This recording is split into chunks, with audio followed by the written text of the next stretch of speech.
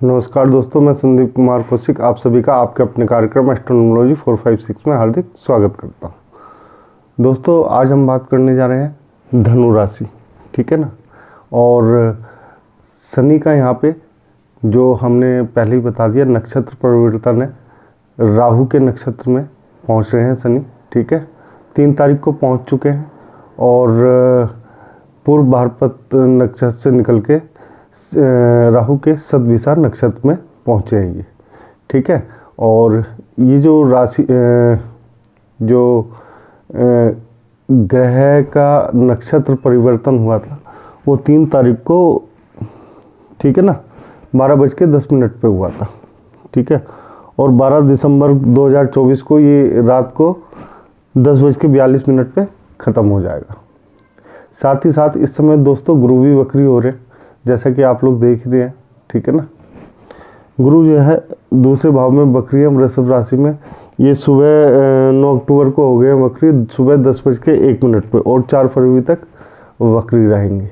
ऐसे में दोस्तों इन राशियों पे इनका, यानी कि धनु राशि पे इनका क्या प्रभाव पड़ेगा, ठीक है। गुरु आप देख रहे हैं इस समय 6ठे भाव में, ठीक है।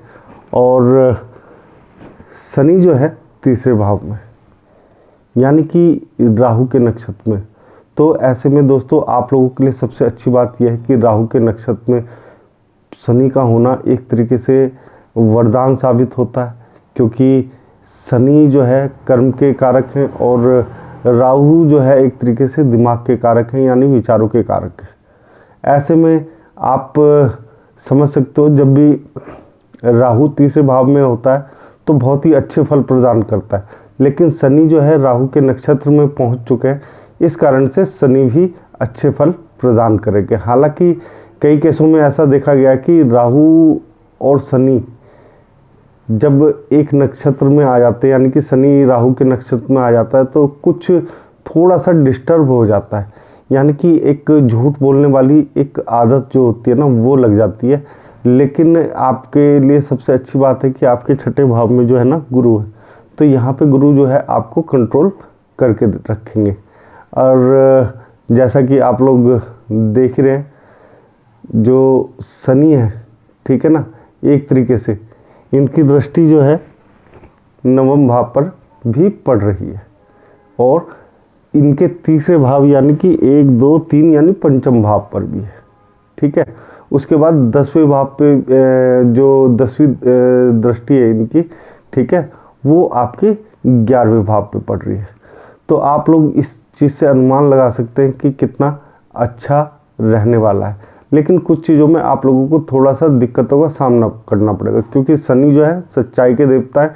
यहाँ पे शनि जो है आप लोगों को थोड़ी सी एक तरीके से, जो आप एक बिना विघ्न के जो कार्य करते हैं, यानी पुरुषार्थ करते हैं किसी भी साम दाम दंड भेद से, ठीक है ना, वो यहाँ पे चल नहीं पाएगा। यानी कि जो आप कार्य कर रहे हैं उसमें किसी भी तरीके का शॉर्टकट जो अगर आप पाना चाहते हैं, यहाँ पे आप लोगों को दिक्कत आ जाएगी, शॉर्टकट नहीं चलेंगे।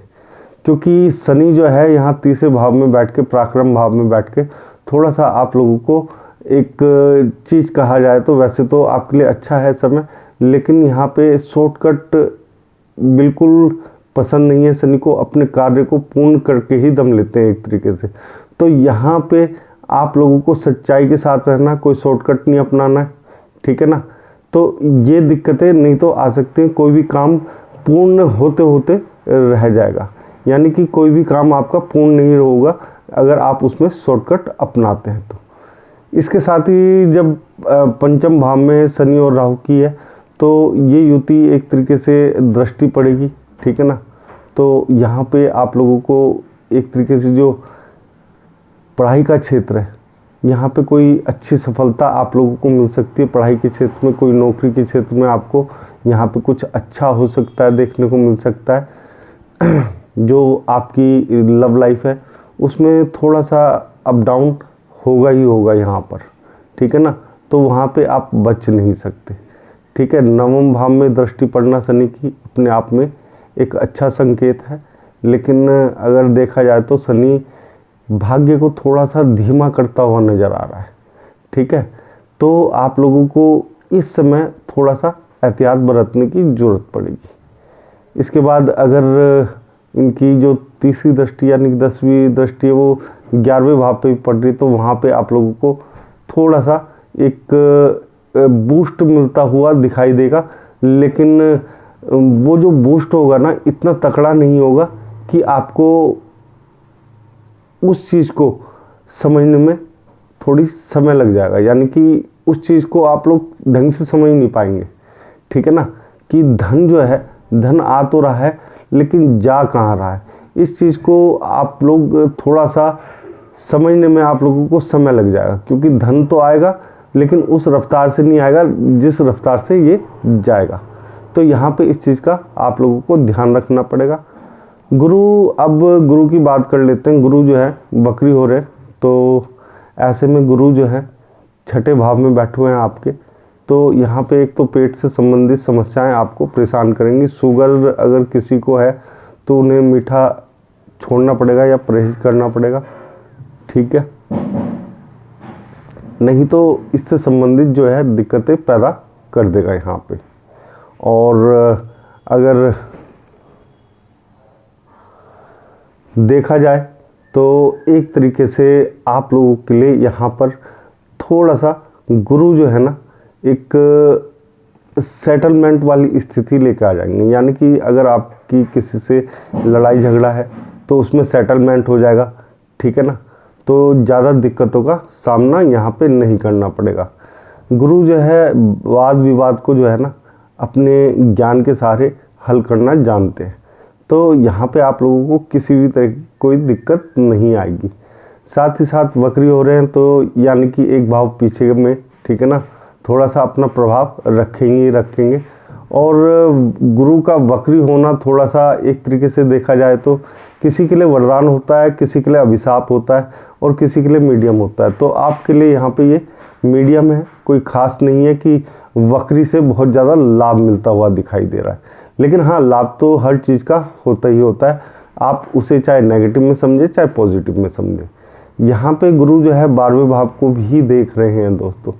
ठीक है ना, तो छठे भाव में बैठ के जैसे कि आप लोग देख ही रहे, तो 12वें भाव को देख रहे हैं। इसका मतलब ये है कि थोड़ा सा आप लोगों को जो अध्यात्म में आपकी रुचि थी वो थोड़ी सी बढ़ती हुई दिखाई देगी। ज्ञान जो है ना आपका वो थोड़ा सा, अगर किसी को बताओगे भी ना सही चीज़ तो वो मानने को तैयार नहीं होगा।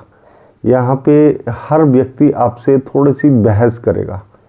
बहस का मतलब आप समझ ही रहे होंगे कि आपके ज्ञान को चुनौती देता हुआ दिखाई देगा। तो यहाँ पे ऐसा है, जब गुरु इस भाव में रहता है तो लोग अक्सर ना चुनौतियाँ देते हैं कि इस आदमी के पास ज्ञान है भी या नहीं। तो उस ज्ञान को दोस्तों एक तरीके से देखा जाए तो हर व्यक्ति से बहस नहीं करनी चाहिए।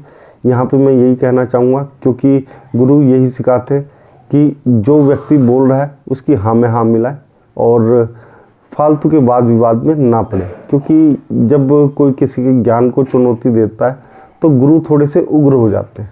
ठीक है ना, लेकिन अगर आप लोग इस पल को थोड़ा सा मेंटेन करके रखेंगे तो यहाँ पे वाद विवाद होने से आप लोग बच जाएंगे, नहीं तो किसी समस्या में फंस सकते हैं, आपका उपहास उड़ाया जा सकता है।